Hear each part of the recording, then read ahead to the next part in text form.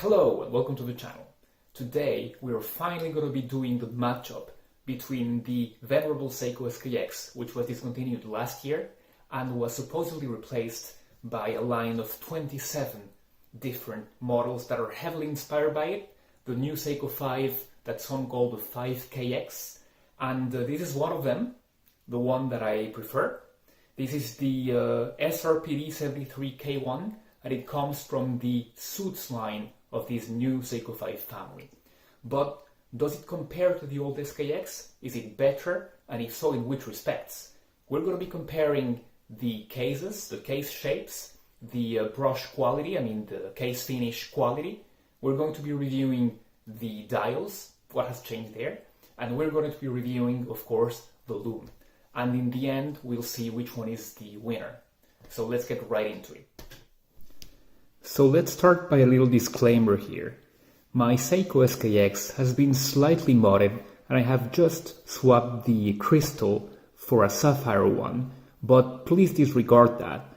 And speaking about things that have not stayed the same, let's talk about the dial. I will disregard dial colors because those change a lot among the 27 new models of the Seiko 5 family, but I will focus instead on the lume and on the way that it's been done. As you can see in the SKX, the lume is just painted, as has been every other aspect in that dial. The Seiko brand, the automatic font, as well as the diver's 200 meters. If we take the Seiko 5, you can see that the indices are actually applied. So is the Seiko logo, and of course the automatic font that was underneath the Seiko brand is now replaced by the new Seiko 5 logo. And the diver's 200 meters at 6 in the bottom half of the dial has been replaced by the automatic. And the font used here reminds me a lot of the font that was used for the SARB 033 and 035 lines. From a distance, besides from the color of course, the chapter rings look very much alike. However, there is a difference. On the SKX, as you can see, the markers cover the whole height of the chapter ring. Yes. As for the markers on the 5KX chapter ring, they're just much shorter when you look at them from close. As for the date wheels, there is absolutely no change here that I can see. They are exactly the same, and as you can see, it is Seiko Saturday today. As for the hands, I see absolutely no difference in quality. These, for me at least, are exactly the same hands that are present on the SKX. The second hand has had an aesthetic change because on the SKX it was black and white, as you can see, and on the 5KX, at least on this version, it has a red tip. Another small difference is in the bezel inserts. As you can see, the bezel insert in the SKX has dots at every second, or pretty much. As for the 5KX, the dots go only from the 12 to the 20. And this might not look like a big difference, but I believe that the overall impact in aesthetics is pretty significant. It makes the SKX look much more toolish than the 5KX.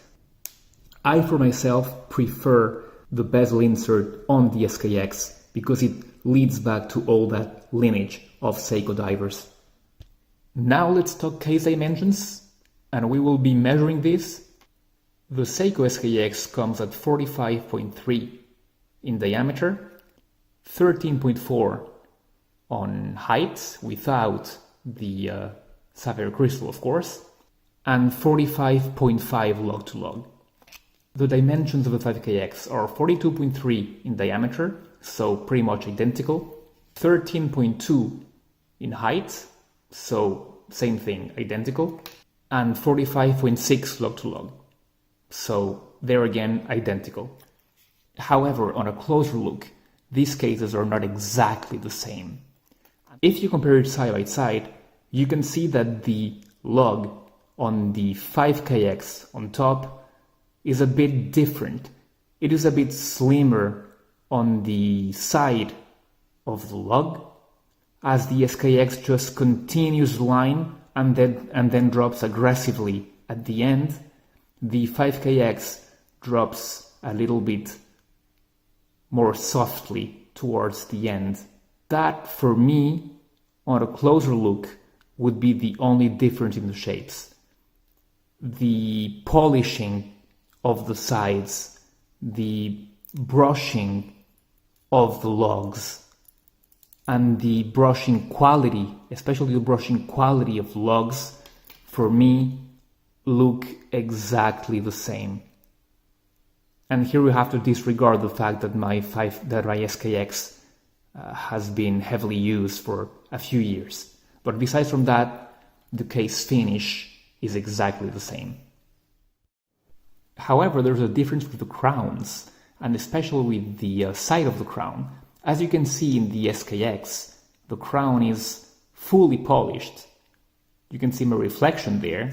In the 5KX, however, there is an attempt to radial finish. To finish with the case, let's look at the case back. As you can see, the Seiko SKX has the wave, which is typical of Seiko divers. However, the Seiko 5KX has a display case back, which showcases the 4R36 movement in a typical Seiko 5 fashion. On the movement department, the Seiko SKX has the venerable 7S26 movement. These movements are known for taking a beating and keeping on ticking. You have example of these movements working without a service for 10, 15, 20 years. The 4R movement on the Seiko 5 was the big update of this watch, and the difference with the 7S26, with whom it shares a lot of the architecture, it's actually pretty much the same movement, but just with the hacking and hand winding features. If I go to the first position, I can wind the watch. Winding is smooth, as is usual for the 4R36 as a 4R3X family. And second position, stop the second. That is. And speaking of the crown, the big difference, this being a diver's watch, is that you have a screw-down crown to ensure that 200 meter water resistance and the compliance with the ISO 6425 definition of what a diver watch should be. As for the 5KX, you operate the crown normally. It is not a screw-down crown, just a pull-push crown. On the loom department, it's a close call. And the first surprise here is that the loom is not the same color. The 5KX on the right is using Lumibrite's new components, which glows blue, as you can see, instead of the typical green that we got used to with other Seiko divers. I must say that aesthetically, I prefer the blue loom on the 5KX. And what about the bezel actions? So let's see the one on the SKX, which might have gotten a bit used by time. So it's a typical SKX, clicky sound and feel, pretty easy to turn, a bit of backplay, but not too much, pretty decent for the money. And let's see the one on the 5KX. It's not as clicky, it turns a bit easier, I think, and there's a bit of backplay. But all in all, there's not a lot of change in the bezel rotating feeling. If you have an SKX, you will feel the family resemblance here. And we all know that quality control has always been an issue with Seiko. But here, I must say that I got lucky with my SKX, because it's not at least visibly misaligned. At least not from what I can see. As for the 5KX, I also got lucky, because it looks to be pretty much aligned. So yeah, guys, Seiko do align sometimes their watches.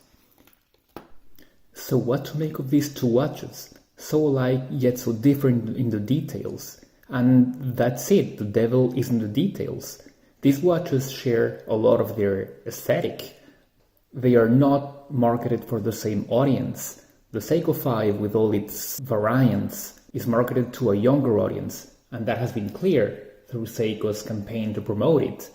The SKX has always been a diver's watch that has been aimed at first at divers, and then that gained a cult following and has been considered as the reference on the entry-level divers. So is there a clear winner here? I don't know. That would depend on you and what is important to you. Do you actually need the 200 meters of water resistance from the Seiko SKX, or do you prefer having 100 meters of water resistance and having watches that are suited to your taste? And those may vary a lot. So I know that for me, but I am biased because I've owned this watch for almost 5 years, for me, the sentimental value makes me go for the SKX. But I can understand if other people like the new line of the 27 watches more because of the variety, because of the different models. I believe that from an aesthetic point of view, this model, the charcoal suits, is really, really pretty, really interesting. But in any case, I believe that Seiko might have made a little mistake there. I mean, it would have cost them nothing to take out this line of watches, to put them into market, as they did, the 27, that is perfect, and that is targeting another audience. And if they would have given us watch fans an updated Seiko SKX, exactly the same aesthetics, but just change the movement, that wouldn't have cost them anything at all. I believe that with that very small move, they could have satisfied everybody, but they just didn't. I don't know why. But in any case, thank you very much for having stayed until the end. Please remember to subscribe to the channel if you want to see more content coming. My next video is going to be about a skeleton watch, again, a very, very pretty one. I am waiting for it to come on the post yet. So in the meantime, have a great day, stay safe.